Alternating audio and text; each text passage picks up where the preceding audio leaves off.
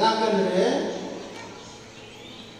ಹಸಿ ಖುಷಿ, ಸಂತೋಷ, ಉಲ್ಲಾಸ, ಶಾಂತಿ, ಸಮಾಧಾನ ಎಲ್ಲವೂ ಅವನಲ್ಲಿ ನೋಡಬೇಕಂತ ದೇವರು ಇಚ್ಛೆ ಪಡ್ತಾರೆ. ಈಗ ಸೃಷ್ಟಿ ಆಯಿತು. ಸೃಷ್ಟಿ ಆದ ಮೇಲೆ ದೇವರು ನೋಡಿದರು. 6 ದಿನಗಳಲ್ಲಿ ಸೃಷ್ಟಿ ಮಾಡಿದರು. 7ನೇ ದಿನಕ್ಕೆ ಅವರು ವಿಶ್ರಾಂತಿ ಪಡೆದರು. ಆ ದಿನವನ್ನು ಪರಿಶುದ್ಧಗೊಳಿಸಿದರು ಮತ್ತು ಆ ದಿನವನ್ನು ಆಶೀರ್ವದಿಸಿದರು. ವಿಶ್ರಮಿಸಿದರು, ಅವರು ಪರಿಶುದ್ಧಗೊಳಿಸಿದರು, ಆಮೇಲೆ ಆಶೀರ್ವಾದ ಮಾಡಿದರು.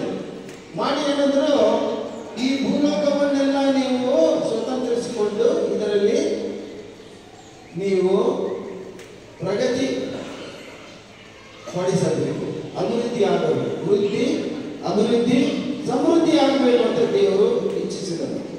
ಆತನ ಇಷ್ಟ ಆಗಿತ್ತು. ಹಾಗಾಗಿ ಆದವನು ಒಬ್ಬಟ್ಟಿಗನಾಗಿರುವಾಗ ಅವನಿಗೆ ಗಾಢ ನಿದ್ರೆಯನ್ನು ಮಾಡಿ, ನಿದ್ರೆ ಮಾಡುವಾಗ ಅವನ ಪಕ್ಕೆಲುಬನ್ನು ಒಂದನ್ನು ತೆಗೆದು ಅದಕ್ಕೆ ಜೀವ ಕೊಟ್ಟು ಅವ್ವ ಹೆಣ್ಣು ಮಗಳನ್ನು ನಾರಿ ಅಂತ ಮನುಷ್ಯನನ್ನು ನರ ಅಂತ ಅವನಿಂದ ಸೃಷ್ಟಿಸಲ್ಪಟ್ಟಂತ ಅವಳಿಗೆ ನಾರಿ ಅಂತ ಕರೆದರು. ನರ ನಾರಿ, ಗಂಡು ಹೆಣ್ಣು. ದೇವರ ದೃಷ್ಟಿಯಲ್ಲಿ ಈ ವಿವಾಹವನ್ನು ಮಾನ್ಯವಾದದ್ದು, ಆಮೇಲೆ ಘನವಾದದ್ದು, ಪರಿಶುದ್ಧವಾದದ್ದು ಅಂತ ದೇವರು ಕರೀತಾ ಇದ್ದಾರೆ. ಮದುವೆ ಎಂಥದ್ದು? ಪರಿಶುದ್ಧವಾದದ್ದು.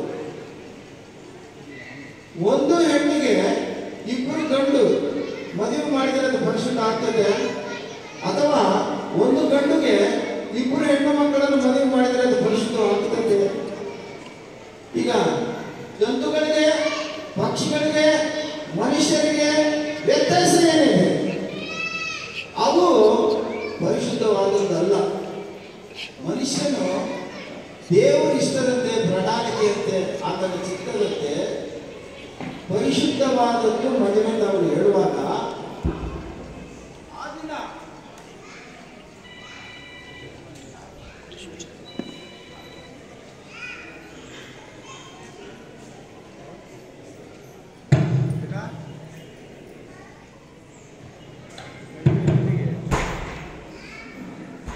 ಹಲ್ಲೆಲೂಯಾ ಹೇಳಬೇಕು. Hallelujah, hallelujah, hallelujah. ಇದು ನಮ್ಮ ಪೆಂತೆಕೋಸ್ತು ಸಭೆ ಅಂದ್ರೆ, ಹೌದಲ್ವಾ? ಈಗ ಒಂದು ಆಲೋಚನೆ ಮಾಡ್ರಿ. ಪರಿಶುದ್ಧವಾದದ್ದು ಮೊದಲನೇ ದಿನ ಪರಿಶುದ್ಧವಾದದ್ದು. ಮನುಷ್ಯನನ್ನು ಆದಾಮನನ್ನು ಸೃಷ್ಟಿ ಮಾಡಿ ಅವನ ಪಕ್ಕೆಲುಬನ್ನು ತೆಗೆದು ಹೆಣ್ಣು ಮಗಳಾಗಿ, ಹೆಣ್ಣಾಗಿ, ಸ್ತ್ರೀಯಾಗಿ, ಅವಳಾಗಿ ದೇವರು ಸೃಷ್ಟಿ ಮಾಡಿದ. ಆವತ್ತು ಅವರಿಬ್ಬರು ಹೇಗಿದ್ರು? ಪರಿಶುದ್ಧವಾಗಿದ್ದರು. ಆವತ್ತು ಪರಿಶುದ್ಧವಾಗಿದ್ದರು. ಯಾಕೆಂದ್ರೆ ಬೇರೆ ಗಂಡಸಿಲ್ಲ, ಬೇರೆ ಹೆಣ್ಣು ಇಲ್ಲ. ಸೃಷ್ಟಿಯಲ್ಲಿ ಒಬ್ಬ ಮನುಷ್ಯನು, ಒಬ್ಬ ಗಂಡಸು, ಪುರುಷನಿಗೆ ಒಬ್ಬರೇ ಹೆಂಡತಿ. ಒಂದು ಹೆಂಗಸು ಹೆಂಡತಿ, ಅವಳಿಗೆ ಒಬ್ಬನೇ ಗಂಡಸು, ಪುರುಷನು ಒಬ್ಬನೇ. ಅದು ಆವತ್ತಿನಿಂದ ಇವತ್ತುವರೆಗೆ ನಾವು ನಡ್ಕೊಂಡು ಬಂದಿದ್ದೀವಿ, ಅದನ್ನು ಪಾಲಿಸಿಕೊಂಡು ಬಂದಿದ್ದೀವಿ. ಅದಕ್ಕಾಗಿ ದೇವರು ಈ ಒಂದು ಸಂಬಂಧವನ್ನು, ಬಾಂಧವ್ಯವನ್ನು ಪರಿಶುದ್ಧವೆಂದು ಕರೆದಿದ್ದಾರೆ. ಹಾಗಾಗಿ ಯಾಕೆ ಕರೆದಿದ್ದಾರೆ ಅಂದರೆ, ನಾವು ಸೈಂಟಿಫಿಕಲಿ ನೋಡಿದರೆ ಅವಾಗ ಏಡ್ಸ್ ರೋಗ ಬಂತು. ಯಾಕೆ ಬಂತು ಅಂದರೆ ವ್ಯಭಿಚಾರ ಮಾಡೋದ್ರ ಮೂಲಕ ರೋಗ ಬಂತು. ದೇವರು ಮುಂದೆ ಆಲೋಚನೆ ಮಾಡಿ ಒಂದು ಹೆಣ್ಣಿಗೆ ಒಂದೇ ಗಂಡು, ಒಂದು ಗಂಡಸಿಗೆ ಒಂದೇ ಹೆಣ್ಣು, ಒಬ್ಬರಿಗೆ ಒಬ್ಬರೇ, ಇಬ್ಬರಿಲ್ಲ. ಎರಡನೇ ಆಲೋಚನೆ ಬಂದರೆ ಕೂಡ ಅದು ವ್ಯಭಿಚಾರ ಆಗಿಬಿಡ್ತು ದೇವರ ದೃಷ್ಟಿಯಲ್ಲಿ. ಯೆಹೋವ ದೇವರಲ್ಲಿ ಎರಡನೇ ವ್ಯಕ್ತಿಗೆ ನಾವು ಪ್ರೀತಿ ತೋರಿಸಬಾರ್ದಂತ ಅವರು ಇಷ್ಟಪಟ್ಟರು. ಅದೇ ಹೊಸ ಒಡಂಬಡಿಕೆಯಲ್ಲಿ ಯೇಸು ಕ್ರಿಸ್ತನು ಹೇಳ್ತಾನೆ, ವ್ಯಭಿಚಾರ ಮಾಡೋದು ಬಗ್ಗಿಗೂ ಇಡ್ರಿ. ಆಲೋಚನೆಯಲ್ಲಿ ಕೂಡ ಬೇರೆ ಎರಡನೇ ವ್ಯಕ್ತಿ ಬಗ್ಗೆ ಮೋಹವಿಡುವುದಾದರೆ ಅದು ವ್ಯಭಿಚಾರ ಅಂತ ಏಸಪ್ಪ ಕರೆದ. ಅಷ್ಟು ಪರಿಶುದ್ಧವಾಗಿರಬೇಕು ಈ ಬಾಂಧವ್ಯ, ಗಂಡ ಹೆಂಡತಿ ಬಾಂಧವ್ಯ ಪರಿಶುದ್ಧವಾಗಿರಬೇಕು. ಹಾಗೆ ಮೊದಲನೇ ಮದುವೆ ಏತೇನು ವನದಲ್ಲಿ ದೇವರು ಮಾಡಿದನೋ ಅದು ಪರಿಶುದ್ಧವಾಗಿತ್ತು, ಪರಿಶುದ್ಧ ಸಂಬಂಧವಾಗಿತ್ತು. ಅಂತಹ ಸಂಬಂಧ ದೇವರಿಗೆ ಇಷ್ಟ. ದೇವರ ಜೊತೆ ಕೂಡ ಸಂಬಂಧ ಹೊಂದಿಕೊಂಡಿದ್ದರು ಅವರು. ಈ ಮದುವೆ 1ನೇ ಕೊರಿಂಥಿ 12ನೇ ಅಧ್ಯಾಯ 13ನೇ ಅಧ್ಯಾಯದಲ್ಲಿ ನಾವು ನೋಡುವುದಾದರೆ ಪ್ರೀತಿ ಬಗ್ಗೆ ತುಂಬ ಚೆನ್ನಾಗಿ ಬರೆದಿದ್ದಾರೆ ದೇವರು. ಇವತ್ತು ಈ ಮದುಮಕ್ಕಳು ನಮ್ಮ ಮುಂದೆ ಬಂದು ಕೂತಿದ್ದಾರೆ. 3 ನಮೂನೆ ಮನುಷ್ಯರಿದ್ದೀವಿ ನಾವಿಲ್ಲಿ. ಒಂದು, ಹಿಂದಕ್ಕೆ ಮದುವೆ ಆದವರು, ಇವತ್ತು ಮದುವೆ ಆಗುವವರು, ಮುಂದೆ ಭವಿಷ್ಯತ್ತಿನಲ್ಲಿ ಕೂಡ ಮದುವೆ ಆಗುವವರು. 3 ನಮೂನೆ ಮನುಷ್ಯರಿದ್ದೀವಿ ನಾವು. ನಾವೆಲ್ಲರಿಗೂ ಕೂಡ ಈ ವಾಕ್ಯ ಅನ್ವಯಿಸ್ತದೆ,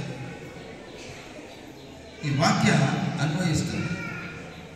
ಒಟ್ಟಾರೆ ಹೇಳ್ಬೋದು ಏನಂದ್ರೆ, ಗಂಡ ಹೆಂಡತಿ ಸುಖವಾಗಿ ಇರಬೇಕು. ಯೇಸು ಕ್ರಿಸ್ತನ ದೃಷ್ಟಿಯಲ್ಲಿ, ಆತನ ದೃಕ್ಪಥದಲ್ಲಿ ಕುಟುಂಬಕ್ಕೆ ಕುಟುಂಬ ವ್ಯವಸ್ಥೆಗೆ ಒಂದು ಪ್ರಾಮುಖ್ಯತೆ ಕೊಟ್ಟಿದ್ದಾರೆ ಯೇಸು ಕ್ರಿಸ್ತ. ಅವರಿಬ್ಬರು ಗಂಡ ಹೆಂಡತಿ ಇಬ್ಬರು ಪರಿಶುದ್ಧವಾಗಿದ್ದರೆ ಸುಖವಾಗಿರ್ತಾರೆ. ಸುಖವಾಗಿದ್ದರೆ ಸಮಾಜ ಕೂಡ ಸುಖವಾಗಿರ್ತದೆ. ಸಮಾಜದ ಆರೋಗ್ಯದ ದೃಷ್ಟಿಯಿಂದ ಕೂಡ ದೇವರು ಇದನ್ನು ನಮಗೆ ಬೋಧಿಸಿದ್ದಾರೆ. ಇವತ್ತು ಮದುವೆ ಆದವರು ಈ ಪಾಶ್ಚಾತ್ಯ ದೇಶಗಳಲ್ಲಿ ಮದುವೆ ಮಾಡಿಕೊಂಡು ಮನೆಗೆ ಹೋಗೋದ್ರೊಳಗೆ ಡೈವರ್ಸ್ ಕೊಟ್ಬಿಡ್ತಾರೆ. ಒಂದು ದಿನ ಕೂಡ ಗಂಡ ಹೆಂಡತಿಯಾಗಿ ಜೊತೆಯಲ್ಲಿ ಇರೋದಿಲ್ಲ. ಅಂತ ಒಂದು ಸಂದಿಗ್ಧ ಪರಿಸ್ಥಿತಿಗಳು ಬಂದಿದ್ದಾವೆ ಪ್ರಪಂಚದಲ್ಲಿ. ಮತ್ತೆ ನಾನಾ ಕಾರಣಕ್ಕೆ ಅವರ ಮಧ್ಯದಲ್ಲಿ ಬರುವಂತ ಅಹಂಕಾರದ ಕಾರಣದಿಂದ ಸಾತಾನ ಉಂಟು ಮಾಡಿರುವಂತ ಈ ಕೆಟ್ಟ ಗುಣಗಳಿಂದ ಇವತ್ತು ಮದುವೆಯನ್ನು ತೃಣೀಕರಿಸಿ ಏನ್ ಮಾಡ್ತಾ ಇದ್ದಾರೆ, ಅವರು ಒಬ್ಬರನ್ನೊಬ್ಬರು ಅಗಲಿ ಬೇರೆ ಬೇರೆ ಹೋಗ್ತಾ ಇದ್ದಾರೆ. ಆದರೆ ದೇವರದು ಇಷ್ಟಪಡ್ತಾ ಇಲ್ಲ. ಅವರು ಕೊನೆ ಉಸಿರು ಇರುವ ತನಕ ಗಂಡ ಹೆಂಡತಿಯಾಗಿ ಜೊತೆಯಲ್ಲಿ ಬಾಳಬೇಕು. ಹೇಗೆ ಬಾಳಬೇಕು ಅಂದರೆ ಸುಖವಾಗಿ ಬಾಳಬೇಕು. ಆ ಸುಖವಾಗಿ ಬಾಳಬೇಕಂದ್ರೆ ಏನು ಮಾಡಬೇಕು? ಈಗಲೇ ಮದುವೆ ಆದವರು 20, 30, 40, 50, 60 ವರ್ಷಗಳು ಅನುಭವಸ್ಥರು, ಮದುವೆ ಆಗಿ ಜೀವನ ಜೀವಿಸಿದವರು ನಮ್ಮ ಮಧ್ಯದಲ್ಲಿದ್ದಾರೆ ಬಹಳ ಮಂದಿ. ಬೇರೆಯವರೇನೋ ನಮ್ಮ ಮದುವೆ ಆಗಿ 46 ವರ್ಷಗಳಾಯಿತು. ಇವತ್ತು ಕೂಡ ನನ್ನ ಹೆಂಡತಿಯನ್ನ ಕೆಟ್ಟದು ಒಂದು ಮಾತು ಬೈದಿಲ್ಲ, ಒಂದು ಏಟು ಹೊಡೆದಿಲ್ಲ. ಇದು ಸಾಕ್ಷಿ. ಸಿಟ್ಟು ಬರ್ತದೆ ಮನುಷ್ಯರಿಗೆ. ಆದರೆ ನಮ್ಮನ್ನು ನಾವು ಪರೀಕ್ಷಿಸ್ಕೊಳ್ಬೇಕು, ಪರಿಶೋಧಿಸ್ಕೊಳ್ಬೇಕು. ನಾವೇನು ಮಾಡ್ತಾ ಇದ್ವಿ, ಏನು ಮಾತಾಡ್ತಾ ಇದ್ದೀವಿ, ಆ ಒಂದು ಪರಿಜ್ಞಾನದಿಂದ ಇರಬೇಕು.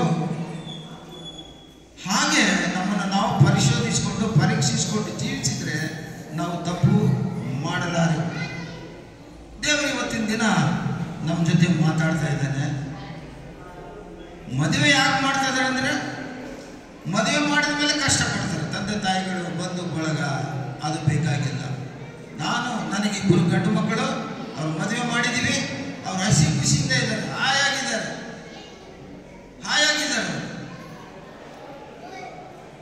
ಮದುವೆ ಮಾಡೋದು ಮಕ್ಕಳು ಖುಷಿಯಾಗಿರಬೇಕು ಅಂತ, ಸಂತೋಷವಾಗಿರಬೇಕು. ಅವರಿಬ್ಬರು ಕೂಡಿ ಬಾಳಬೇಕು, ದೇವರಿಗೆ ಮಹಿಮೆ. ಆ ಒಂದು ಪರಿಸ್ಥಿತಿಗಾಗಿ ಇವತ್ತು ವಾಕ್ಯ ನಮ್ಗೆ ಏನು ಹೇಳ್ತದಂತ ನಾವು ನೋಡೋದಾದ್ರೆ, ಯಾರು ದೇವರ ಮಕ್ಕಳು ಕ್ರೈಸ್ತರು ದೇವರ ಆಜ್ಞೆಗಳನ್ನು ಗ್ರಹಿಸಿ ಅನುಸರಿಸಿ ಅದರ ಪ್ರಕಾರ ಜೀವಿಸ್ತಾರೋ ಅವರ ಜೀವನದಲ್ಲಿ ಯಾವ ಕುಂದು ಕೊರತೆಗಳು ಬರೋದಿಲ್ಲ, ಕಷ್ಟ ನಷ್ಟಗಳು ಸಂಕಷ್ಟಗಳು ಹೌದಿಲ್ಲ? ಎಂಥ ಕಷ್ಟ ಬರಲಿ, ಏನೇ ಬರಲಿ, ಏಸಪ್ಪನ ಕೃಪೆ ಹೊಂದಿದ್ರೆ ಅವ್ರನ್ನೇನು ಮಾಡಲಾರ. ಹಲ್ಲೆಲೂಯಾ. ಹಾಗಾಗಿ ದೇವರ ಆಜ್ಞೆಗಳೇನು ಇವತ್ತು ನಮಗೆ?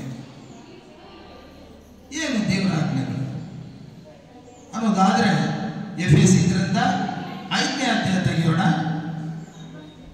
ನನಗೆ ಸ್ವಲ್ಪ ಕತ್ತಲಿರುವುದ ಕಾರಣ, ವಯಸ್ಸಾದ ಕಾರಣ ಅಕ್ಷರಗಳು ಸರಿಯಾಗಿ ಗೊತ್ತಾಗ್ತಿಲ್ಲ.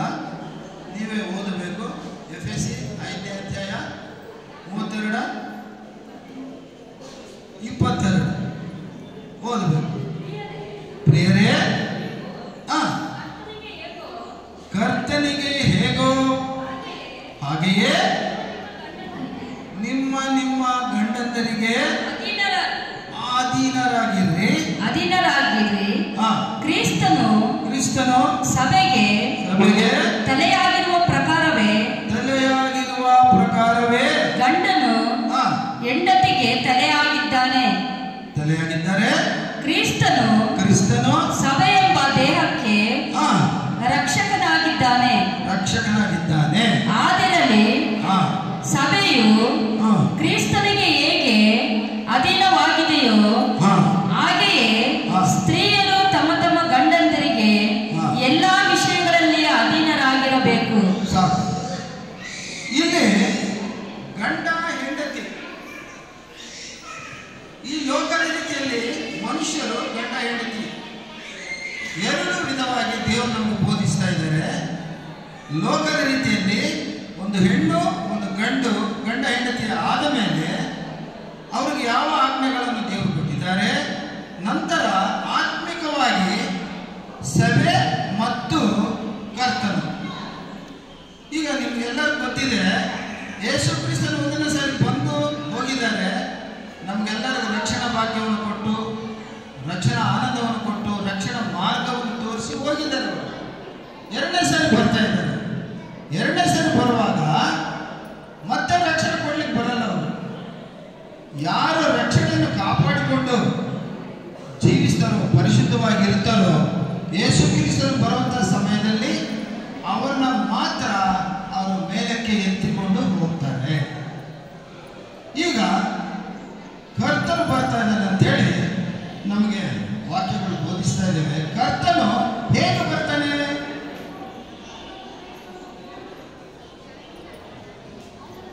ಯೇಸು ಕ್ರಿಸ್ತನು ಮದುಮಗನಾಗಿ ಬರ್ತಾನೆ. ಹಲ್ಲೆಲೂಯಾ.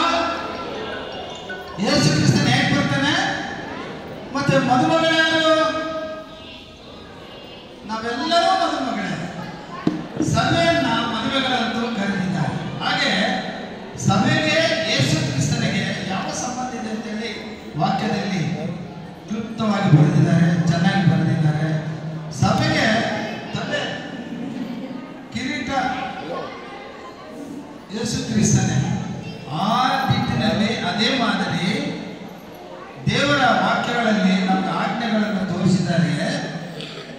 ಮದುಮಗಳು, ನೀವೆಲ್ಲರೂ ಯಾರ್ಯಾರು ಹೆಂಡತಿಯಾಗಿದ್ದಾರೋ ನಿಮ್ಮ ಗಂಡಂದರಿಗೆ, ನಿಮ್ಮ ಸ್ವಂತ ಪುರುಷರಿಗೆ ನೀವೇನು ಹೆಂಡತಿ ಆಗಿದ್ದೀರಲ್ಲ, ನಿಮಗೆ ತಲೆ ನಿಮ್ಮ ಯಜಮಾನರು, ನಿಮ್ಮ ಗಂಡ, ನಿಮ್ಮ ಪುರುಷನು, ನಿಮ್ಮ ಸ್ವಂತ ಪುರುಷನು.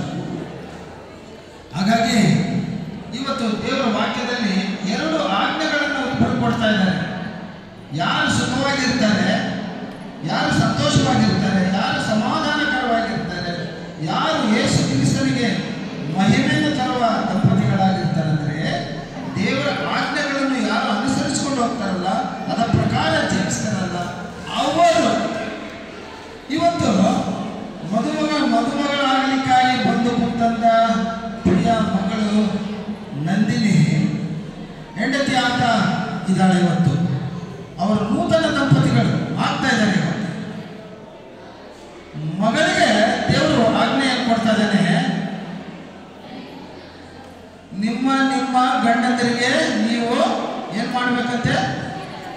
ಅಧೀನದಲ್ಲಿರಬೇಕು. ತೆಲುಗಿನಲ್ಲಿ ಬಹಳ ಚೆನ್ನಾಗಿದೆ. ಅಯ್ಯ ತೆಲುಗಿನಲ್ಲಿ ಜೊತೆ ಸ್ತ್ರೀಲಾರ పోలే మీ స్వంత లోబడి ఉండన్న అక్కడే ఉండన్న మళ్ళీ వస్తాను. ಆಧೀನದಲ್ಲಿರಬೇಕು ಗಂಡನಿಗೆ. ಯಾವ ಗಂಡನಿಗೆ? ಸ್ವಂತ ಗಂಡನಿಗೆ. ಕೆಲವರು ಏನಂದ್ರೆ ಹೆಸರಿಗೆ ಮಾತ್ರ ಗಂಡ ಇರ್ತಾನೆ, ಬೇರೆ ಗಂಡನಿಗೆ ಗಂಡಸರಿಗೆ ಅವರ ಆಧೀನದಲ್ಲಿ ಇರ್ತಾರೆ ಕೆಲವರು. ಅದು ಥರ ಅದು ತಪ್ಪು, ದೇವರ ಆಜ್ಞೆಗೆ ವಿರುದ್ಧ. ಹಾಗಾಗಿ ಇವತ್ತು ನಂದಿನಿಗೆ ದೇವರ ಆಜ್ಞೆ ಕೊಡ್ತಾ ಇದ್ದೇನೆ. ಏನಂತ ಆಜ್ಞೆ ಕೊಡ್ತಾ ಇದ್ದೇನೆ? ಮಗಳೇ ನಂದಿನಿ, ನೀನು ನಿನ್ನ ಗಂಡನಾಗುವಂತ ದೇವೇಶ್ ಅಬ್ರಹಾಮನಿಗೆ ಏನಾಗಿರಬೇಕು? ಏನಾಗಿರ್ಬೇಕು ಮಗಳೇ? ಆಧೀನದಲ್ಲಿರಬೇಕು. ನಾನು 40 ವರ್ಷಗಳಿಂದ ಒಂದು ಜೋಕ್ ಓದಿದ್ದೆ, ಒಂದು ಜೋಕ್. ಆವಾಗ ವರಕಟ್ನ ವರದಕ್ಷಿಣ ತಾಂಡವಾಡ್ತಿತ್ತು. ಒಬ್ಬ ಹೆಣ್ಣು ಮಗಳಿಗೆ ಮದುವೆ ಆಯಿತು. ಗಂಡ ಸ್ಕೂಟರ್ ನಡೆಸ್ತಾ ಇದ್ದಾನೆ, ಈ ಹೆಂಡತಿ ಹಿಂದೆ ಕುಂತಾಗ ಕಾಲು ಎಲ್ಲಿಡ್ಬೇಕಮ್ಮ? ಕೆಳಗೆ ಇಡಬೇಕು. ಆ ಪುಟ್ಟರೆ ಕುಂತಾರೆ ಅದರ ಮೇಲೆ ಇಡಬೇಕು. ಅವಳೇನು ಮಾಡಿದ್ದಾಳೆ? 2 ಕಾಲು ತೆಗೆದು ಹ್ಯಾಂಡಲ್ ಮೇಲೆ ಇಟ್ಟಿದ್ದಾಳೆ. ಅವನು ಗಾಡಿ ಇಟ್ಕೊಂಡಿದ್ದಾನೆ, ಗಾಡಿ ಇಟ್ಕೋಬೇಕಾ ಆಯನ ಕೈ ಇಟ್ಕೋಬೇಕು. ಹ್ಯಾಂಡಲ್ ಮೇಲೆ ಕಾಲು ಇಟ್ಟಿದ್ದಾನೆ. ಅವ್ರು ಹೇಳ್ತಾ ಇದ್ದಾನೆ ಗಂಡ, ಕಾಲೇನಮ್ಮ ಇಲ್ಲಿ ಹ್ಯಾಂಡಲ್ ಮೇಲೆ ಇಟ್ಟಿದ್ದಾನೆ, ಹಿಂದೆ ಕೂತು ಚಾಚಿ ಕೆಳಗಿಡುವ. ಯಾಕಂದ್ರೆ ಇಟ್ಟಿದ್ದೇನೆ? ಇದು ನನ್ನ ಇಷ್ಟ. ಏನಂತೆ? ಆಯಮ್ಮನ ಇಷ್ಟ. ಯಾಕೆ ಇಷ್ಟ ಅಂದ್ರೆ ಈ ಸ್ಕೂಟರ್ ನಮ್ಮ ಅಪ್ಪ ಕೊಟ್ಟಿದ್ದು, ನನ್ನ ಇಷ್ಟ. ಸ್ಕೂಟರ್ ಯಾರು ಕೊಟ್ಟಿದ್ದಂತೆ? ಅವರ ಅಪ್ಪ ಕೊಟ್ಟಿದ್ದಂತೆ. ಅಂದ್ರೆ ಗಂಡ ಹೆಂಡತಿಯರ ಮಧ್ಯ ಹೊಂದಾಣಿಕೆ ಇಲ್ಲ, ಪ್ರಜ್ಞೆ ಇಲ್ಲ. ದೇವರಿಗೆ,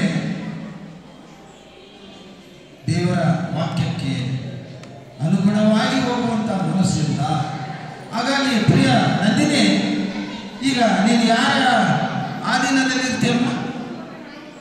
ಇವತ್ತಿನಿಂದ ನೀನು ನಿನ್ನ ಯಜಮಾನರಾಗಿರುವಂತ ದೈವೇಶ್ ಅಬ್ರಹಾಮನ ಆಧೀನದಲ್ಲಿ ನೀನಿರಬೇಕು. ಅವರಷ್ಟೇ ಅಲ್ಲ, ಇಲ್ಲಿ ನೆರೆದಿರತಕ್ಕಂಥ ನಾವೆಲ್ಲರೂ ಕೂಡ. ನಾನು ಹೇಳ್ತೇನೆ, ತಪ್ಪು ಮಾಡಿದ್ರೆ ನಾನೇನು ಹೇಳ್ತೀನಿ? ವಾಕ್ಯಕ್ಕೆ ಹೋಗ್ತಾ ಇದ್ದೀನಿ ನೀನು ಅಂತಿನ ಅಂದಿಲ್ಲ. ಇವತ್ತುವರೆಗೆ ಅವಕಾಶ ಕೊಟ್ಟಿಲ್ಲ. ಒಂದು ವೇಳೆ ಆ ಥರ ಮಾಡಿದರೆ, ಆಜ್ಞೆಗೆ ವಿರುದ್ಧವಾಗಿ ಹೋಗೋದಾದರೆ ಅನ್ನಬೇಕಾಗ್ತದೆ, ಅನ್ನಬೇಕು. ಈ ಮಗಳಿಗೆ ದೇವರ ಆಜ್ಞೆಯನ್ನು ಕೊಟ್ಟಿದ್ದೇನೆ, ಗಂಡನಿಗೆ ಹೇಳಬೇಕು. ನೀವು ಕೇಳಬೇಕಿಲ್ಲ, ಏನು ಜಗಳ ಆಡಬೇಡ್ರಿ. ಅಮ್ಮ ಯಾಕಂದ್ರೆ ನೋಡ್ತೀರಿ, ದೇವರ ವಾಕ್ಯ ಏನು ಹೇಳ್ತದೆ ಕೇಳಿಸ್ಕೊಡ್ರಿ, ನೀವು ಸುಖವಾಗಿರ್ತೀರಿ. ಗಂಡಂದರನ್ನ ತಾಚಾರ ಮಾಡಬೇಡ್ರಿ. ಅವನು ಎಷ್ಟೇ ದುಡಿಲಿ, ಅವನನ್ನು ಗುರುತಿಸಬೇಕು, ಗೌರವಿಸಬೇಕು. ಆಧೀನದಲ್ಲಿರಬೇಕಾದ್ರೆ ಅವನ ಮಾತಿಗೆ ಬೆಲೆ ಕೊಡಬೇಕು ಗಂಡನಿಗೆ. ಅದು ದೇವರ ಆಜ್ಞೆ ಹೆಣ್ಣು ಮಕ್ಕಳಿಗೆ. ಇವತ್ತು ನಂದಿನೇ ತಿಳ್ಕೊಂಡಿದ್ದಾಳೆ. ಏನಾಗಿರ್ಬೇಕಮ್ಮ ನೀನು?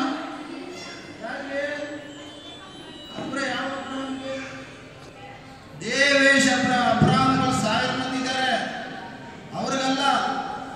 ನಿನ್ನ ದೇವೇಶ್ ಅಬ್ರಹಾಮನಿಗೆ ನೀನು ಆಧೀನದಲ್ಲಿ ಇರಬೇಕು. ಹಾಗಾದ್ರೆ ನೀನು ದೇವರ ಮಗಳಾಗ್ತು. ದೇವರು ನಿನ್ನನ್ನು ಆಶೀರ್ವಾದ ಮಾಡ್ತಾನೆ. ಎಲ್ಲ ವಿಷಯಗಳಲ್ಲಿ ದೇವರು ನಿನ್ನ ಜೊತೆಗಾರನಾಗಿರ್ತಾನೆ. ನಿನಗೆ ಶಾಂತಿ, ಸಮಾಧಾನ, ಆರೋಗ್ಯ, ಆಯುಷ್, ಅಂಶಗಳನ್ನು ಕೊಡ್ತಾನೆ. ಸೇವೆಯಲ್ಲಿ ಉಪಯೋಗಿಸಿಕೊಡ್ತಾನೆ.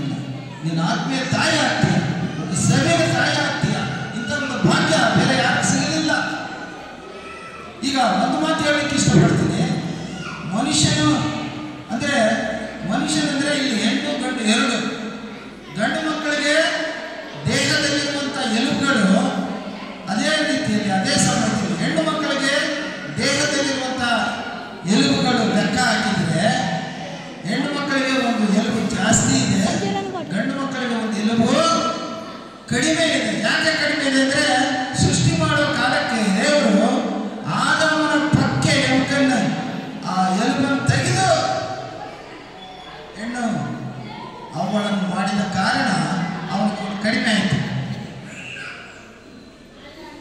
ಇವತ್ತು ಕೂಡ ನೀವು ಪರೀಕ್ಷೆ ಮಾಡ್ಕೋಬಹುದು ಎಲ್ಲಾದರೂ ಮೆಡಿಕಲ್ ಸಿಸ್ಟಮ್ಸ್ನಲ್ಲಿ. ಅದಕ್ಕೆ ಬಹಳ ಮಂದಿ ಏನು ಹೇಳ್ತಾರೆ, ನಿನ್ನ ಹೆಂಡತಿ ಹೆಂಗಿದ್ದಾಳಪ್ಪ ಅಂತ ಕೇಳೋದಿಲ್ಲ, ತಮಾಷೆ ಮಾಡ್ತಾರೆ. ನೀನು ಎಲ್ಲಿ ಬಂದೈತಪ್ಪ ಅಂತ ಕೇಳ್ತಾರೆ. ಎಲ್ಲಿ ಬಂದಿರೋ ಪಕ್ಕೆ ತೆಗೆದು ನಮಗಾಗಿ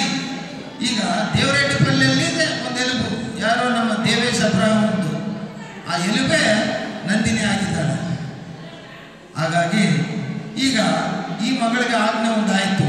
ಈಗ ಗಂಡು ಮಕ್ಕಳಿಗೆ, ಪುರುಷರಿಗೆ, ನಮ್ಮ ದೇವೇಶ್ ಅಬ್ರಹಾಮನಿಗೆ ಅವ್ರಿಗಷ್ಟೇನಾ? ಎಲ್ಲ ಪುರುಷರು ಇಲ್ಲಿ ಬಂದಿರುವಂಥ ಎಲ್ಲ ಗಂಡು ಮಕ್ಕಳಿಗೆ ದೇವರ ಆಜ್ಞೆ ಏನಮ್ಮ? ಅಯ್ಯ, ಒಬ್ಬರು ತೆಲುಗಿನಲ್ಲಿ ಓದಿರಿ, ಒಬ್ಬರು ಕನ್ನಡದಲ್ಲಿ ಓದಿರಿ. ಅಯ್ಯ FSC 5వ అధ్యాయం ఇప్పుడు చదివితే కదా దాని ముందు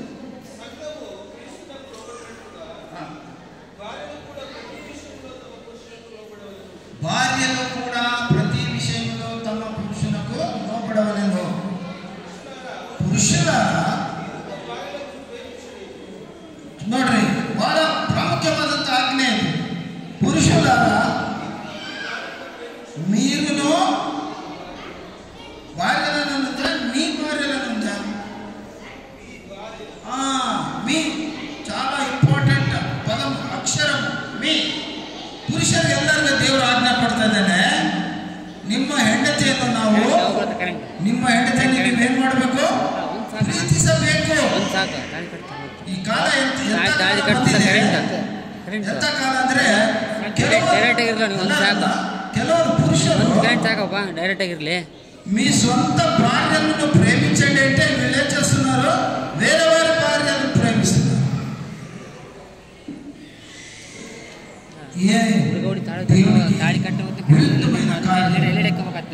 ನಿಮ್ಮ ಹೆಂಡತಿಯನ್ನು ನೀವು ಪ್ರೀತಿಸಿರಂತೆ ದೇವರು ಹೇಳಿದ್ರೆ, ಕೆಲವರು ಏನ್ ಮಾಡ್ತಾ ಇದ್ದಾರೆ?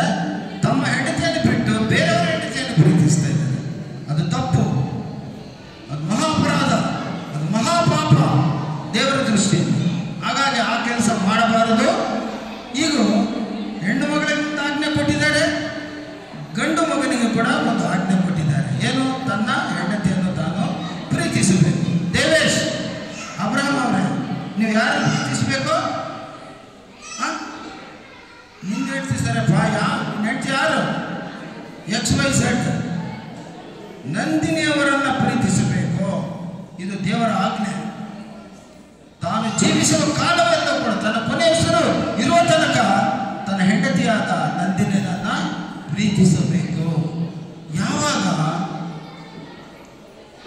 ಮದುಮಗಳು ತನ್ನ ಗಂಡನಿಗೆ ಅಧೀನ ಇರ್ತಾಳೋ, ಅದೇ ರೀತಿಯಲ್ಲಿ ಮದುಮಗ ದೇವೇಶ್ ಅಬ್ರಹಾಂ ತನ್ನ ಹೆಂಡತಿಯನ್ನು ಪ್ರೀತಿಸ್ತಾನೋ, ಇವರಿಬ್ಬರೂ ಸೇರಿ ದೇವರು ಕೊಟ್ಟಂಥ ಆಜ್ಞೆಯನ್ನು ಅವರು ಅನುಸರಿಸ್ತಾರೋ, ಗ್ರಹಿಸಿ ಅದರಂತೆ ಜೀವಿಸ್ತಾರೋ, ಅವ್ರ ಮಧ್ಯದಲ್ಲಿ ಪರಿಶುದ್ಧಾತ್ಮ ದೇವರಿದ್ದು ಆ ಮಕ್ಕಳನ್ನು ನಡೆಸಿಕೊಡ್ತಾರೆ, ಅಭಿಷೇಕಿಸ್ತಾರೆ, ಆರೋಗ್ಯ ಕೊಡ್ತಾರೆ, ಆಯುಷ್ ಕೊಡ್ತಾರೆ, ಸಮಾಜದಲ್ಲಿ ಸಾಕ್ಷಿ ದಂಪತಿಗಳಾಗಿ ಅವರು ಜೀವಿಸ್ತಾರೆ. ಒಟ್ಟಾರೆ ಒಂದು ವಾಕ್ಯ ಹೇಳಿ ನಾನು ಮುಗಿಸ್ತೀನಿ. 1 ಕೊರಿಂಥಿ 13ನೇ ಅಧ್ಯಾಯ 13ನೇ ವಚನ.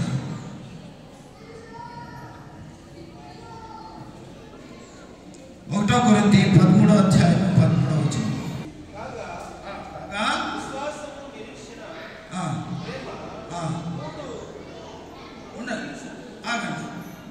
ಇಲ್ಲಿ ದೇವರ ವಾಕ್ಯದಲ್ಲಿ ಹೇಳ್ತಾ ಇದೆ, ಫಸ್ಟ್ ಏನ್ಮಾಡಿ? విశ్వాసము, నిరీక్షణ, ప్రేమ. 3 నిలుచును. వీటిలో శ్రేష్టమైనది ప్రేమయే. ಒಂದ್ಸಲ ಎಲ್ಲರೂ ಚಪ್ಪಾಳೆ ಹೊಡೆಯೋಣ. ಯೇಸು ಕ್ರಿಸ್ತನು ನಮಗೆ ತೋರಿಸಿಕೊಟ್ಟಂತ ವಾಕ್ಯವು, ಲೇಖನ ವಾಕ್ಯವು ಹೇಳ್ತದೆ, ನಮ್ಮ ಜೀವನದಲ್ಲಿ, ಈ ಸಮಾಜದಲ್ಲಿ, ಲೋಕದಲ್ಲಿ ನಾವಿರುವಾಗ ಏನಂತೆ? ನಿರೀಕ್ಷೆ, ವಿಶ್ವಾಸ, ನಿರೀಕ್ಷಣೆ, ಪ್ರೇಮ, ಪ್ರೀತಿ. ಈ 3 ಬಹಳ ಬಹಳ ಶ್ರೇಷ್ಠವಾದದ್ದು. ಅದರಲ್ಲಿ ಪ್ರೀತಿ ಅನ್ನೋದು ಬಹಳ ಶ್ರೇಷ್ಠವಾದದ್ದು. ಪ್ರೀತಿ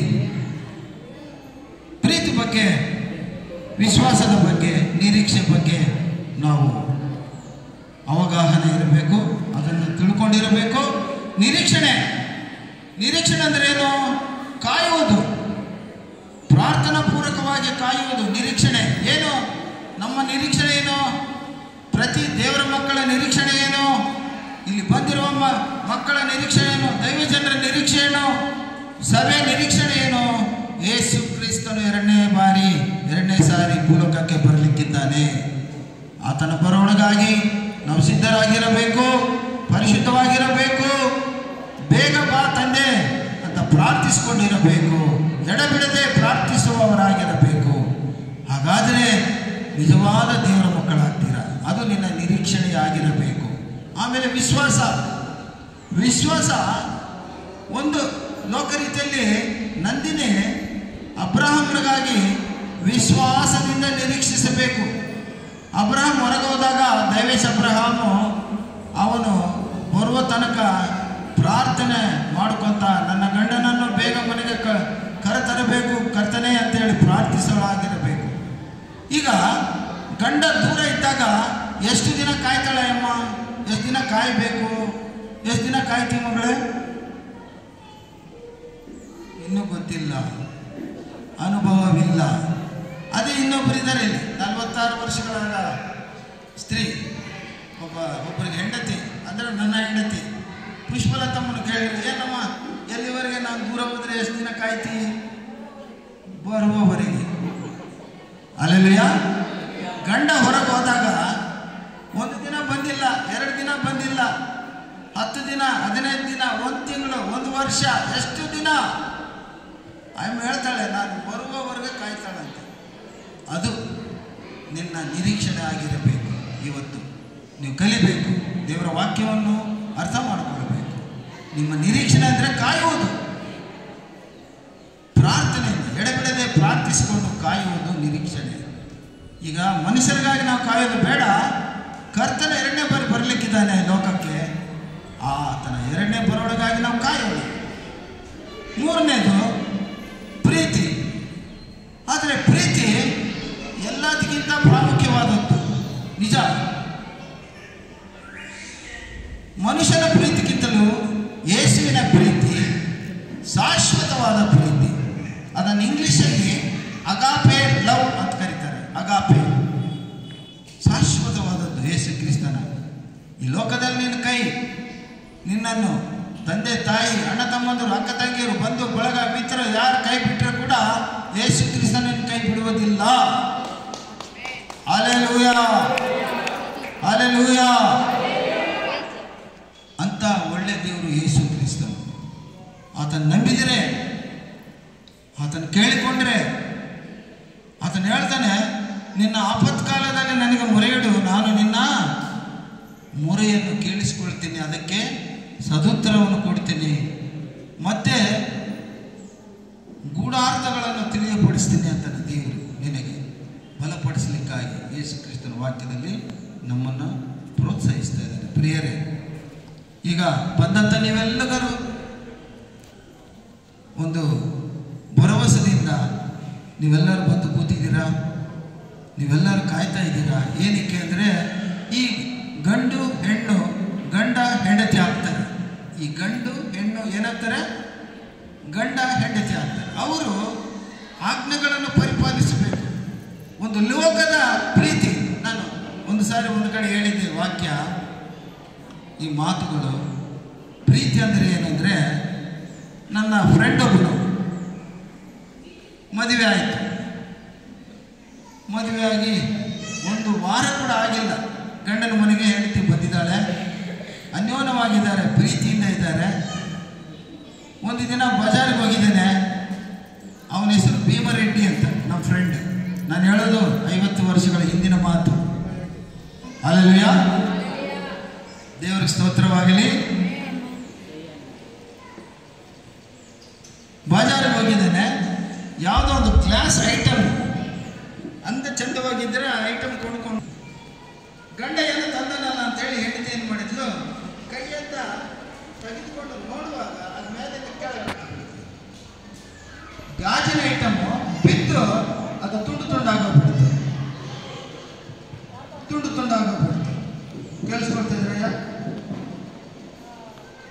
ಅವನೇನು ಮಾಡಿದಾನ, ಸಿಟ್ಟಿಗೆ ಎದ್ದು ಒಂದು ಗುದ್ದು ಗುದ್ದಿದ್ದಾನೆ ಹೇಳ್ತೀನಿ.